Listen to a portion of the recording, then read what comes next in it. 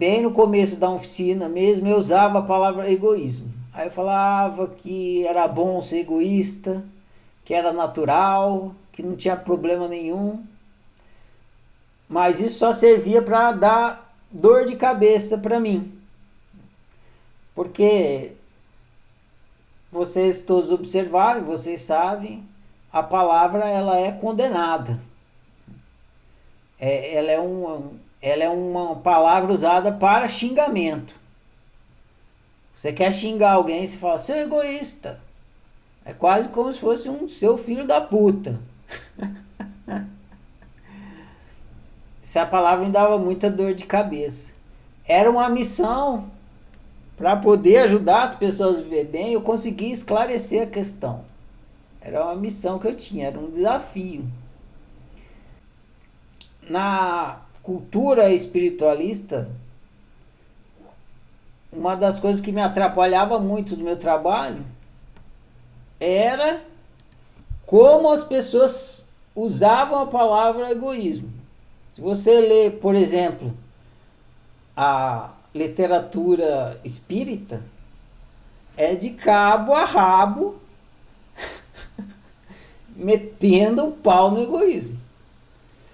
O egoísmo é o grande culpado, é o grande vilão. Se você lê a literatura budista, é de cabo a rabo metendo o pau no egoísmo. No budismo não é usada a palavra egoísmo, é usada a palavra desejo. E no budismo, a culpa do sofrimento é do desejo. Desejo é egoísmo, você não consegue deixar de desejar. Se você desejar, não desejar, você está desejando. E você não consegue deixar de ser egoísta, porque egoísmo é desejo. E eu lidava com muitas pessoas desses universos aí. Não é só a espírita, a hindu também, a culpa é do egoísmo. A palavra ego é o capeta, né? O ego é o demônio. A ego, o egoísmo e tal. E isso impedia as pessoas de viver bem, mas o dogma delas com essa palavra era muito, muito forte. E aí eu cheguei à conclusão que eu precisava me livrar dessa palavra. Não ficar usando porque só ia atrapalhar a mim, ia continuar me dando dor de cabeça, ia atrapalhar a pessoa que estava tentando se resolver e começar a viver bem. E foi então que eu tive a ideia de outrocentrismo e autocentrismo, inicialmente, que é quando você põe o centro no outro, outrocentrismo, e quando você põe o centro em você, autocentrismo. E aí eu usei essas duas palavras durante muito tempo, outrocentrismo e autocentrismo. Só que elas eram muito grandes, né?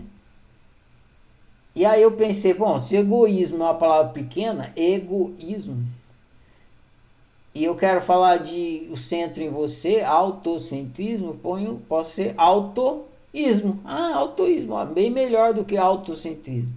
E o oposto, outroísmo. Aí ficou outroísmo e autoísmo, em vez de outrocentrismo e autocentrismo. E aí a missão ficou cumprida, eu consegui esclarecer que o egoísmo pode sim ser maléfico ou prejudicial, mas também é benéfico. É só questão de como você vai usá-lo. Então você tira o foco do egoísmo em si, então o problema não é mais o egoísmo em si, porque ele é natural, universal, inevitável. E sim como você usa ele. Beleza. Agora ficou esclarecido. O problema não está no desejo nem no egoísmo, e sim na forma como você usa o desejo e o egoísmo. Aí você muda o foco e realmente vê onde está o problema. Porque é realmente isso. Você vai viver bem ou viver mal dependendo de como você usa o desejo, como você lida com o seu desejo. Como você usa o seu egoísmo, como você lida com o seu egoísmo. isso vai determinar se você vai viver bem ou não. Então está no como você usa e não na coisa em si. E aí acabou aquela tentativa de tentar acabar com a coisa em si. Vou fazer uma analogia para vocês entenderem. Tentar acabar com o egoísmo e acreditar que o egoísmo é o problema é a mesma coisa que você tentar acabar com a fome. Você nunca vai conseguir deixar de sentir fome. Fome não tem cura. Você jamais vai curar a sua fome. Você vai sentir fome, aí você vai comer.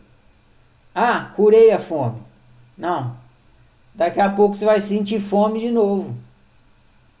Aí você come de novo. Ah, curei a fome. Não. Daqui a pouco você vai sentir fome de novo. Então a fome não tem cura. Você jamais vai curar a fome. Não adianta você passar a sua vida inteira tentando acabar com a fome. Porque você vai acabar, ela vai voltar. Você vai acabar, ela vai voltar. Vai acabar, ela vai voltar. Na hora que você entende que é assim, aí você para de tentar fazer uma coisa que é impossível. Extinguir a fome. Porque a fome não tem cura. O seu desejamento também não tem cura. Você vai sempre desejar, sempre desejar, sempre desejar. Agora, se você acreditar que você vai conseguir dar um fim no desejo, você vai viver equivocado, vai viver mal por causa desse equívoco. Você não consegue dar um fim no desejo.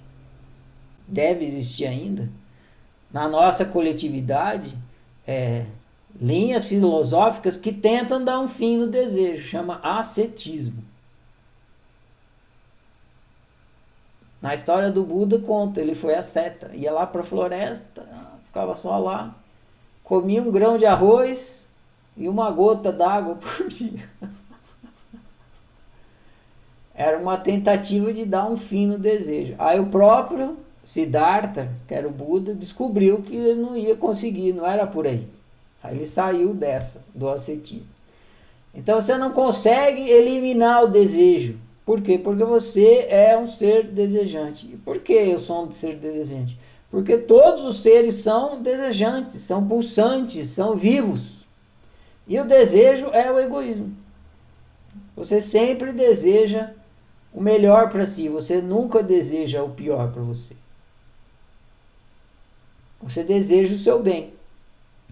Mais para frente a gente vai entender até mais amplamente essa coisa do desejo. Por enquanto, vamos ficar nisso. Você deseja o seu bem e não é só você. Todos os seres desejam o próprio bem. Isso é o desejo, isso é o egoísmo. Quando os caras ascetas vão lá ser ascetas, eles estão fazendo isso porque eles desejam o próprio bem. Eles acham que o ascetismo é um bem para eles. Então, não tem como você deixar de desejar, deixar de ser egoísta. Só que existe uma crença de que é possível. E o pior não é só que existe a crença de que é possível. O pior é que existe a crença de que é o que você tem que fazer. Se você quiser se elevar, se você quiser ser feliz, se você quiser viver bem, você tem que acabar com o desejo, você tem que acabar com o egoísmo. E se você acredita nessa crença, você nunca vive bem, nunca chega na felicidade que está querendo, nunca vai ter um bem viver. E você vai achar que você não está vivendo bem justamente porque você ainda não conseguiu eliminar o desejo e o egoísmo. Você vai se esforçar mais para fazer isso. E vai sofrer mais, e vai se esforçar mais, e vai sofrer mais, e vai virar um círculo vicioso. E você vai morrer assim, não entendendo o que deu errado. Eu passei minha vida inteira tentando eliminar o egoísmo e o desejo. O que deu errado é que acreditou numa crença que fez a pessoa viver mal. Viveu tentando fazer uma coisa que é impossível. Fome não tem cura. Lembra sempre disso. Fome não tem cura. Você é um ser desejante. Você vai sempre ter fome. E não é só fome física, fome de alimento. Você tem outras fomes. Mais para frente a gente vai estudar isso. Você tem fome afetiva. Você tem fome de entendimento. Tudo isso é fome. E essa fome não tem cura.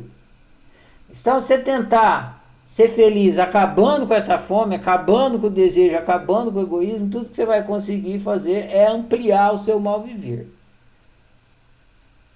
E se você se esclarecer, entender que fome não tem cura, que você é um ser desejante, que todos os seres são desejantes, que todos os seres são egoístas, aí você larga a mão disso e vai focar onde realmente faz a diferença, que é o quê? Como você lida com o seu desejo.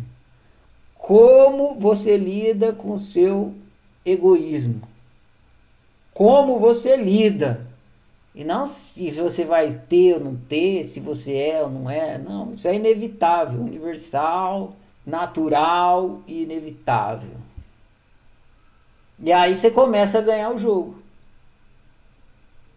E se você não está vivendo bem, é porque na hora que você está executando esse como, você está executando um como que não faz você viver bem. E só tem dois comos, só tem duas maneiras de você lidar com o desejo. De forma autoísta ou altruísta. A forma autoísta produz bem viver. A forma altruísta produz mal viver. Então, se você não está vivendo bem, é porque o seu como, a forma como você está lidando com o seu desejo, com o seu egoísmo, é altruísta. E aí você deve investigar por que você está fazendo isso tal, para poder mudar de opção. Sair do viver altruísta e ir para o viver autoísta. Mas aí já é outra conversa. O principal desse livro é você entender de uma vez por todas que desejo é natural, que egoísmo é natural e que todos os seres são desejantes e egoístas por natureza. Você, inclusive. Nenhum ser do universo escapa disso.